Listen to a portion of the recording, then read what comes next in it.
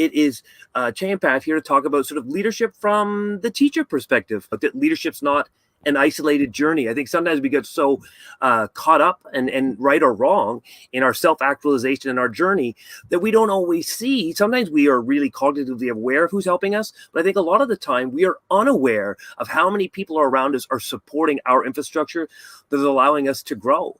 There is a beautiful mess. It's a randomness to leadership. And as you grow, the pieces, they fit in place, and then some don't fit. Early on, I sort of got caught in the narrative and began chasing leadership, and I began associating leadership with a position. I thought of leadership as a noun rather than trying to think of leadership rather as a verb. But I rushed too fast, maybe got caught up in the assumption of being co-opted by power and associated too much leadership with position. And I had to build up wisdom, self-actualization through experience, through going through more courses, to become more comfortable with who I was as a teacher, to start to understand that I'm a leader, my students are a leader, everyone's a leader actually all the time. You don't choose when or when not to be a leader. It's like making an impact. You're always making an impact. The question is, are you really aware of the impact you're making, or are you really cavalier with the impact you're making? Because I grew older, I became more comfortable and more confident in my role. And I stopped pursuing leadership as a title. And I became very comfortable being a sort of the mentor text for leaders in the space. So I think of this leadership journey as its collective growth. And for me, I consider myself a leader. Sometimes I get a chuckle when administrators come in, you know, Chey, you got some leadership potential. And I'm like, yeah, I know. Thank you.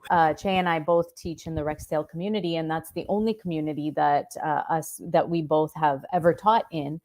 So it's all we really know. And 15 and 20 years in, we've had a lot of experiences, and we are both still teaching. We are active practitioners, and I would say that we are both leaders.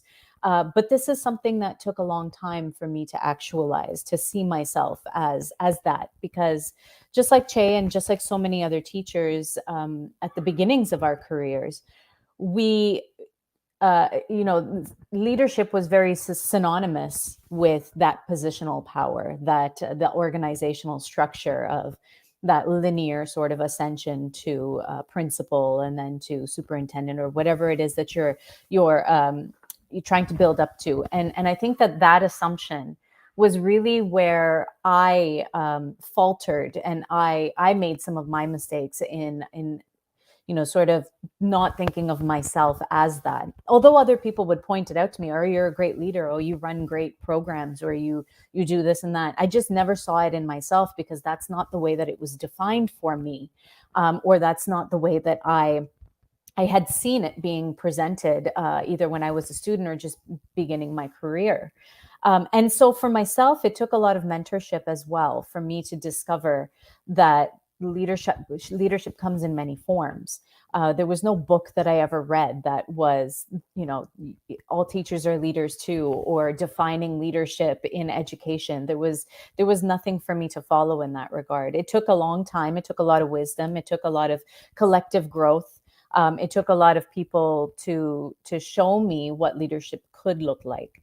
And so I sort of created my own sort of definition of what that leadership was like. It started with ideation and creating ideas and taking ownership of those ideas, taking the initiative to implement those ideas based on the needs that you see that are in front of you, following up and following through with those initiatives.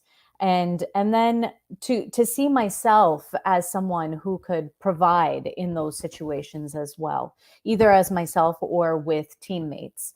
And I think that's where my leadership journey my story begins to be told, because there are many things that I feel that I have done in my 15 years of education as an individual that I would say I've been a great leader with, starting programs like robotics programs and coding programs and getting girls interested, which was a real big challenge, especially in the beginning. And so many of us, so many teachers do this on a daily basis.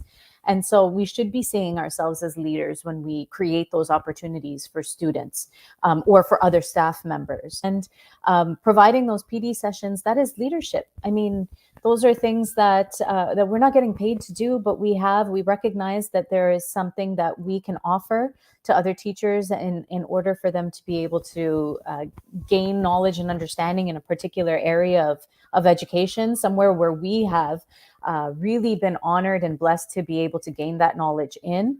And we've offered it up. We're sharing the things that we have learned, and that is leadership.